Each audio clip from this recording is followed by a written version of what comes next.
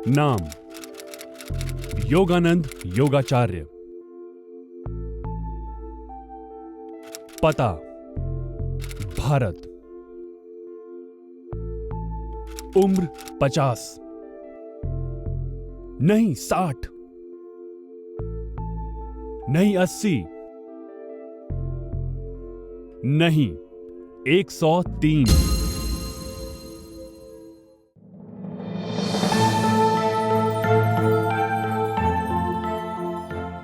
आपको सुन के हैरानी तो जरूर हो रही होगी, लेकिन यह सच है। रमोला प्रसाद, जिन्हें लोग योगाचार्य के नाम से जानते हैं, इनकी उम्र एक वरदान की तरह है।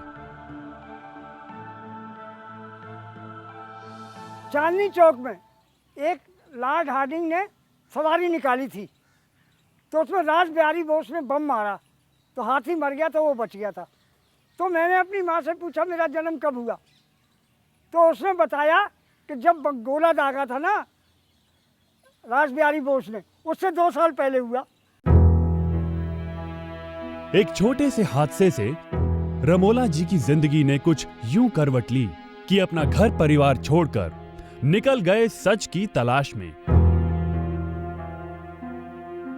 1927 में मेरा जन्मदिन था, 14 अगस्त को, यानी जन्मदिन मनाया जा रहा था 27 में।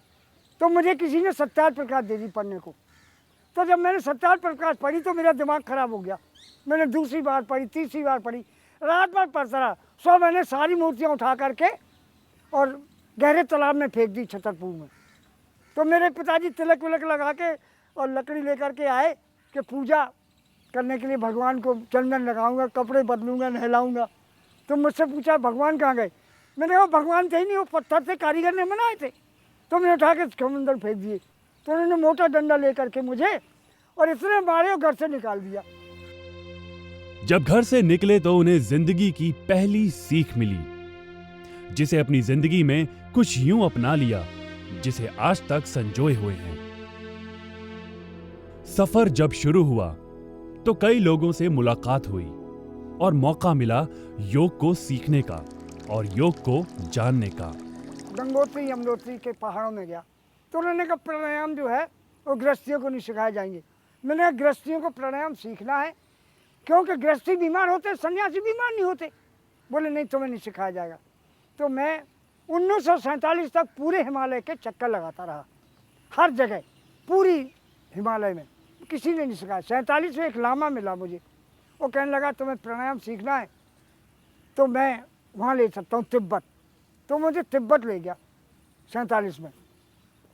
जब मैं तिब्बत में पहुंचा तो एक वहाँ पर लासा नदी के किनारे एक गांव था तिब्बत में, वहाँ बैठा था। तो वो बजाते हुए निकले बौद्ध। तो मैंने कहा भाई क्या उम्र है तेरी? कहले 300 साल। मेरा चौंक गया। मैंने कहा 300 साल और इतने पतले? बोले अच्छा। दूसरे से मैंने पूछा, कहले मैं 200 साल। तीसरे पूछा, वो 100 साल। खाना क्या खाते हो? बोले 50 साल से हमने खाना नहीं खाया, 50 साल से खाना नहीं खाया। तो मुझे यकीन नहीं आया। मैंने कहा झूठ बोलता है, क्योंकि मैं तो रोज़ खाता था। तो उन्होंने कहा, मैंने कहा तो मैं 1 महीने तुम्हारे साथ रहना चाहता हूँ। उन्होंने कहा चलो। तो मैं उनकी गुफा में चला गया। योग से मिले फायदे ने रमोला जी को एक कदम और आगे बढ़ने का मौका दिया। संजीवनी बूटी की तरह योग ने रमोला जी को एक नई जिंदगी की सौगात दी।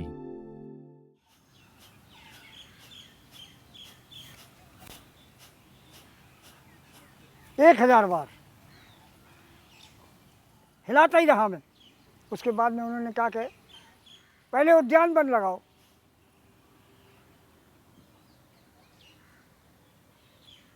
मैंने इसका लाभ, कहले मौत और बुढ़ापा दूर रहता है उद्यान वन से। ये दिन में उद्यान वन लगाना चाहिए खाली पेट सुबह रोज, तो मौत और बुढ़ापा दूर रहेगा। इसीलिए मैं बोलता हूँ, मेरी आवाज में करंट है।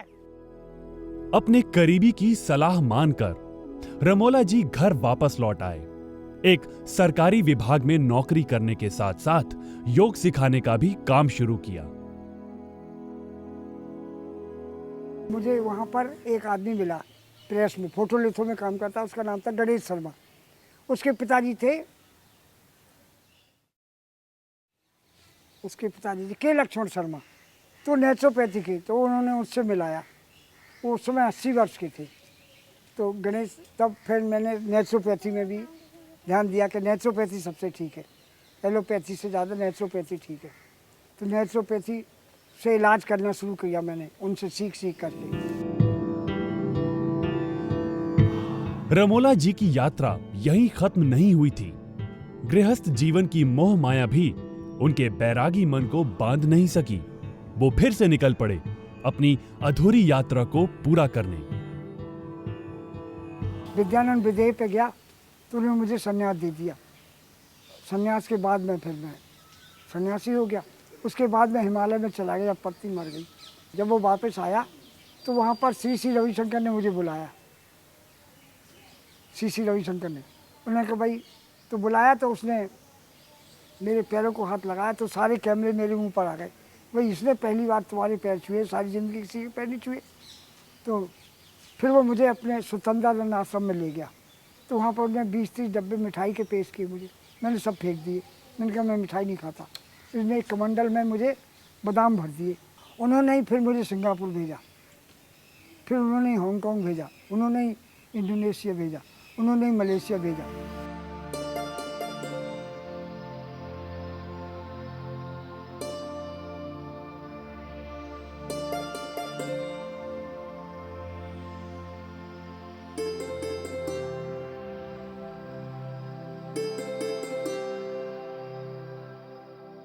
उनकी इस यात्रा में कई ऐसे लोग जुड़े जिनकी वजह से उन्हें देश विदेश जाने का मौका मिला।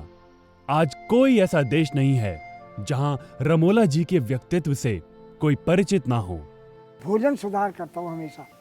जब भी मुझे, अपनी ज़िंदगी में मैंने कभी दवाई नहीं खाई, ना एलोपैथी होम्योपैथी लोअर कोर्ट है, आयुर्वेद यूनानी हाई कोर्ट है, नेचर सुप्रीम कोर्ट है, और ध्यान और प्राणायाम राष्ट्रपति पावर है। मैं इसी पर ज़्यादा ध्यान देता हूँ।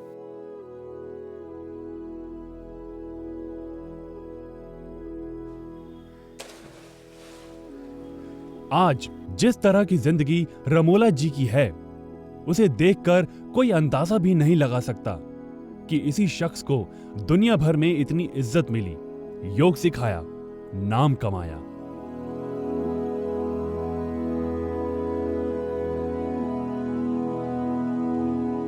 एक 103 साल में मैं जवान हूँ और मैं कभी थकता नहीं हूँ, कभी मुझे सांस नहीं उखड़ती, कभी कोई बीमारी होती ना, कभी मैं दवाई लेता हूँ।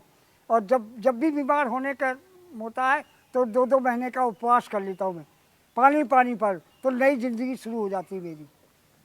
अगर आप लोग भी यही करेंगे तो आप 103 साल मेरी तरह अभी जवान बने रहेंगे। कोई बुढ़ापा आपके सर पे आ ही नहीं सकता है। आज 103 साल की उम्र होने के बाद भी रमोला जी रोग मुक्त हैं। उन्हें किसी तरह की बीमारी नहीं है। आज इनकी जिंदगी से जो सीख मिलती है वो ये कि अगर हम भी प्रकृति से जुड़े रहें, योग करते रहें, तो हम भी रमोला जी की तरह ही लंबी उम्र पा सकते हैं।